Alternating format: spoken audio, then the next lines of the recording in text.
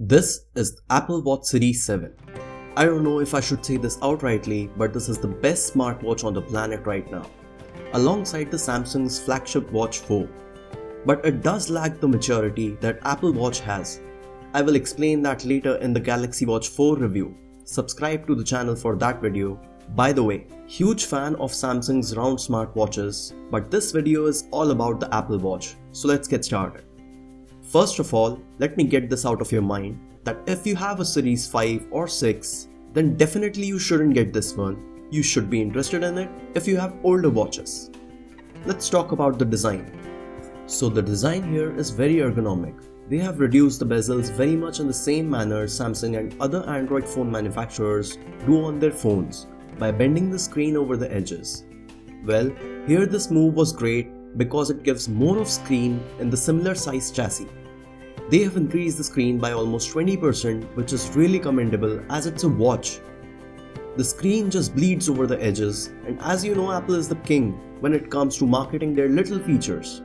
So here, just to show off that bended screen, they made this very prominent watch face which you get only with the Series 7. There is another one only specific to the Watch 7, but I'm not denying the fact that the screen here is bright and beautiful, and it has the narrowest bezels on any smartwatch right now. And yes, it looks cool with all those new watch faces, which is the main objective of owning such an expensive watch. Yeah, I know, the utilities that come with it too. The second watch face exclusive to it has very dense package of information, which is great because it's utilizing that edge-to-edge display. Also, because of the larger display, we get a little bit bigger touch buttons that previous models didn't have. That's with the pros of it. Now let's get to the cons. It has the same problem as other companies have had on their phones with curved displays. There is some reflection going on over these edges, which is distracting, especially with that exclusive watch face. But it's a great approach to maximize the screen size on a watch. The next con, which is a major one, is as the screen and glass are protruding outwards, curved almost over the frame. It's very prone to cracking. If you wear a watch, you must have had those moments when your watch got hit by a door or something. That's a scary scenario, as Apple takes about $299 for a screen replacement. So basically you are one random hit away from wrecking your $400 to $500 watch. Let's talk about the feature set it offers. This has almost all the features that are available on a smartwatch period. ECG support, it can navigate without any problems, Spotify works great, helps in quantifying your workouts, texting, calling, you name it, it has that feature. The speakers are loud and clear, so if you have to take a call, you can. It has a small QWERTY keyboard as an option which came with the Series 7, but it's so small for obvious reasons that it's very clumsy to use. You are better with speech typing than this. But it's good that it's here. Options are always welcome. But still, texting on a watch is really bad, and in my view, you shouldn't even do that. I think it's just made for quick replies, which can be easily done by any method. Let's look at the performance and software. Apple is right now leading in chip designing specifically for its products. But this year, Apple is using the same S7 chip as in last year's watch, which is a bit of a surprise. But at the moment, it's okay for the tasks that we can do with this watch. But it takes quite some time to switch on the watch, or even come out of the power reserve mode.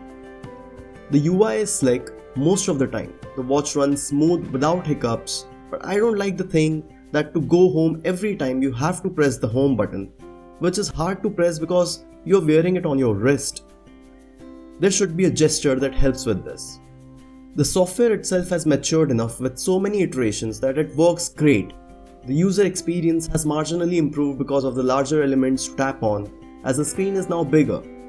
Slowly but surely, Apple's watch apps are also increasing. Google needs to step up its watchOS game fast. Let's see what we get from Google's wearable side. I mean, look at the watch faces, how clean and cohesive they are. So it has great sleep tracking too, but I never wear a watch when I sleep. Especially when it's so bulky, it becomes very uncomfortable for me personally, but I had to sleep with this thing for 5 days, just to see how this feature works, and it works great. Now let's talk about the fitness tracking a bit, because many use it for that. Although the fitness tracking part of the watch is good, but my Galaxy Watch 4 was in my opinion better at detecting exercises. I mean, after the Apple Watch has detected the exercise, it's great and quite accurate at quantifying, but Galaxy Watch detects better automatically. Other than that, it's a great matured watch OS and probably better than any other out there, with the most years of support and updates. Let's talk about the battery life. So the Watch 7 has at max decent battery life, and it's not that it has worse battery life than other smartwatches, but the point is that these watches have such small batteries and so many features that it's bound to happen, no matter how good the power efficiency Apple applies. The screen is bright, has always on display, GPS is almost always tracking, but with normal usage without restricting myself, I could use it for a full day, but have to charge in the morning if you are sleep tracking too. And I am talking about the Bluetooth model, not the LTE one. To supplement the mediocrity of battery backup, this time they have increased the charging speed, which is one of the best things that happened here. Now, it takes about 1 hour to fully charge the watch. In my case, now I don't even charge the watch overnight. But when I wake up, put it on the charger, and while I take a bath and have my coffee, the watch is ready to go, which is really great for me. And look, if you are an iPhone user, it's a no-brainer for you. There are so many things like unlocking your Mac or iPhone with it, and all the ecosystem things get into the play. So if you have a watch 5 or 6, then undoubtedly you don't need this watch. But if you have older watches or want a more feature-rich watch, then only buy this one. Of course, if you're a classic watch person like me, then you are good without these little smartphones on your wrist. That's for me in this video. If you liked the video, please subscribe to the channel for more such content. Bye.